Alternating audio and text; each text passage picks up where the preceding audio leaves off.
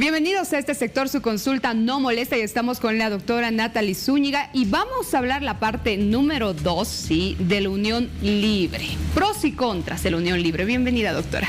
Gracias, Vania. La anterior semana nos ha quedado corto el tiempo porque este tema es bien amplio y hoy vamos a hablar de esa segunda parte enfocadas en quiénes pueden hacer, los requisitos más importantes además. Muy bien, empecemos por favor con esta información y vamos explicándola en estos cuadritos.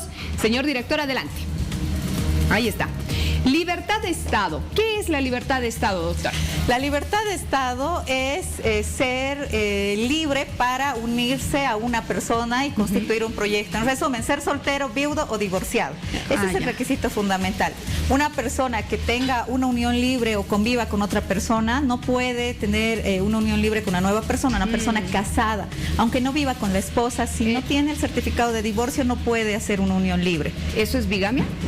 No, porque la bigamia es cuando te casas dos veces, pero hay mucha gente que se casó hace 20 años, ya la dejó de ver al año a la pareja, nunca se divorció y ahora tiene una familia de 15 años constituida con una nueva pareja, que eso es muy común en nuestro país, con hijos, viven en la misma casa, técnicamente estarían cumpliendo todos los requisitos de una unión libre, pero el requisito fundamental no lo tienen, que es la libertad de Estado. Como está casada esta persona, tiene un candado y bajo ninguna circunstancia se va a poder comprobar la unión libre, toda vez de que no existe la libertad de Estado, ¿no? Entonces es súper importante que cuando nosotros empezamos a convivir con una persona orientadas a un proyecto de vida en común, tengamos la certeza que ambas partes tengan libertad de Estado, es decir, pueden ser viudos, pueden ser solteras o solteros o divorciados. Perfecto. Seguimos viendo, por favor, el siguiente cuadro, señor director. El anterior, pues, porque nos falta uno de los subtítulos. Ahí está, el trato conyugal. Ya, el trato conyugal, la misma ley establece, es una serie de factores. Nosotros tenemos el trato conyugal en el artículo 161 de la ley 603, que hace presumir que hay la vida en común. Para empezar, dentro de los requisitos más importantes, que tiene que ser una vida libre de violencia, que desgraciadamente es difícil este elemento, pero así debería ser. Tanto la unión libre y el matrimonio tiene que ser una institución libre de violencia. Es una serie de factores, por ejemplo, que el cuidado en común, el que vivas en una misma casa, a eso nos referimos con el trato conyugal, ¿no? Que te comportes como pareja. No se supone que la base de cualquier matrimonio y unión libre es el amor, y el amor se manifiesta de varias formas, como cuidados, protección, atención, que también nuestra ley en el artículo 174 y 175 nos establece, ¿no? ¿Qué son los requisitos? Por ejemplo, tiene que haber respeto a la cantidad de hijos que quieres tener, tiene que haber respeto a la negativa de sostener relaciones sexuales del otro cónyuge. Eso es una serie de factores, pero que hace presumir que hay una pareja. Muy bien. Seguimos viendo, por favor, tenemos otros subtítulos. Proyecto de vida en común. Este elemento es súper importante. A ver, desde el 2016 en Bolivia se ha eliminado, por ejemplo, las causales de divorcio. Entonces ahora se ha puesto muy de moda hablar del proyecto de vida en común. Me estoy separando porque no tenemos un proyecto de vida en común. El proyecto de vida en común responde a dos personas, a dos voluntades de formar algo. Hay gente que se casa para tener 10 hijos. Hay gente que se casa para ser solo una familia de dos personas.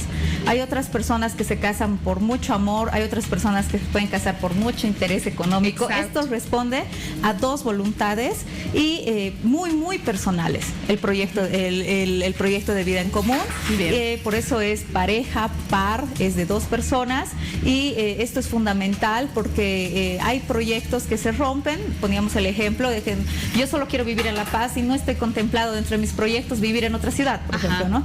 Hay otros proyectos de vida en común que se marcan, y así debería ser porque es un derecho y es una obligación. La fidelidad, por ejemplo, ¿no? Mi proyecto de vida en común es ser solo tu esposa, yo no tengo ningún tipo de contacto afectivo ni sexual con ninguna otra persona, entonces ese es el proyecto de vida en común que responde a la pareja y es algo íntimo. Claro. Singularidad. No pueden haber uniones similares y este elemento es súper importante. ¿Ya? Es decir, cuando hay gente que no se ha casado por lo civil y no tiene el contrato, digamos, porque al final del día el matrimonio es un contrato, y no tiene el certificado, dice, yo soy libre y puedo hacer lo que quiero. Entonces, como que en Cochabamba vivo con una persona, como que en La Paz vivo con otra, no importa el tiempo. Es decir, yo he podido iniciar mi proyecto de vida en común hace 15 años y ahora hace 3 me he enamorado como de otra persona y empiezo a convivir con esa persona, porque uno de los elementos de la unión libre, tanto del matrimonio, es que es una institución social que da lugar a la convivencia y al proyecto de vida en común. Entonces, no puede haber uniones singulares. ¿Y por qué estamos hablando de estos elementos? Porque hay que tomar en cuenta, Vania, que hay 4 motivos para registrar la unión libre judicialmente, para pedir la comprobación judicial de unión libre. Uno de esos puede ser la muerte, ¿ya? Que mueran cualquiera de los 2 cónyuges. En ese caso, la ley habilita a tus ascendientes o descendientes en primer grado, es decir, esperemos no pase mucho tiempo, ya yo muera, estoy conviviendo con alguien. Mi papá podría hacer una comprobación de unión libre en contra de mi pareja que queda viva, o si yo tuviera un hijo, mi hijo podría hacer esa comprobación. Ellos pueden seguir con todo el proceso. Sí, exacto, porque hay 4 razones, ¿no? La ruptura del proyecto de vida en común, es decir, ya nos separamos, ya no te quiero, pero hay cosas, entonces yo quiero mi 50%. La muerte de una de las personas, de uno de los cónyuges, o la muerte presunta. Entonces, esos elementos hay que analizarlos. ¿Y por qué estamos hablando de estos requisitos? Porque en un juicio yo tengo que comprobar todo esto. Por ejemplo, para comprobar que ha habido un trato conyugal, yo debería sacar un certificado de antecedentes penales, de antecedentes policiales, para demostrar que nunca ha habido violencia en la unión libre. Después debería presentar, por ejemplo, fotografías, hacerlas notariar para demostrar que la sociedad los reconocía como pareja, es decir, han ido a prestes, a invitaciones, a fiestas, entonces aquí están las fotografías. Y si el padre hace la demanda en caso de que la hija, por ejemplo, fallezca, ¿él se queda con la mitad de las cosas? Ahí se abre la sucesión hereditaria, ¿no? Porque tendríamos que analizar, si tú no tienes descendientes, tus ascendientes tienen que heredar. Pero tu esposo hereda el 50% y se considera hijo. Es decir, si fuera una persona joven de unos 30 años que nunca ha tenido hijos, el esposo se quedaría con el 75% de la herencia y al padre que está haciendo la unión libre le correspondería el 25%. Ahora, si tiene hijos, esa cantidad va reduciendo, pero al cónyuge o al esposo, en este caso cónyuge cuando hablamos de unión libre, se le trata también en el otro 50% como hijo. Bueno, como tu hijo. Si son 4 hijos. Termina siendo tu hijo. Si son 4 hijos, el esposo entra como hijo o la esposa, entonces el otro 50% se divide entre 5. Ay, no. Que eso es una barbaridad, ¿no? En Bolivia, a las parejas, el tema sucesorio los considera como hijos. Y con el 50% debería ser suficiente. Es un buen proyecto de ley, ojalá se modifique, pero así es. Suena eso a que lo mantienes. Ay, no, bueno, en fin. Tenemos un punto más para cerrar. Ahí está, bueno, 2. Continuidad y exclusividad. Ya, la continuidad significa que desde el momento que se inicie tiene que ser continuo en el tiempo. Ya. Es decir, yo me peleo y no puedo decir, me voy a ir con mi mamá, te odio, así 2 semanas y luego volver 2. ¿Eso es abandono? Se podría considerar como abandono de familia, pero el abandono de familia en realidad es no prestar los recursos para la subsistencia, no es dejar de amar a una persona. ¿Ya? Entonces, la continuidad es súper importante. ¿Por qué? Porque cuando tú haces una comprobación judicial de unión libre, se determina la fecha de inicio y la fecha de conclusión. En una muerte, la fecha de conclusión es el día de la muerte. Claro. Generalmente, si hubieran convivido. Y en una ruptura del proyecto es el día que te has peleado y te has ido de la casa. Entonces, si tú demuestras que en esos intermedios han habido rupturas de 2 meses, de 3 meses, de 4 meses, demuestras contratos, por ejemplo, informes, certificaciones de la Junta de Vecinos que durante ese lapso de tiempo no hubieran vivido, ya estamos hablando de una fractura terrible, porque tendrías que hacer la comprobación judicial de unión libre, por ejemplo, de 10 de enero del 2019 a 10 de marzo del 2021. A los 6 meses han vuelto.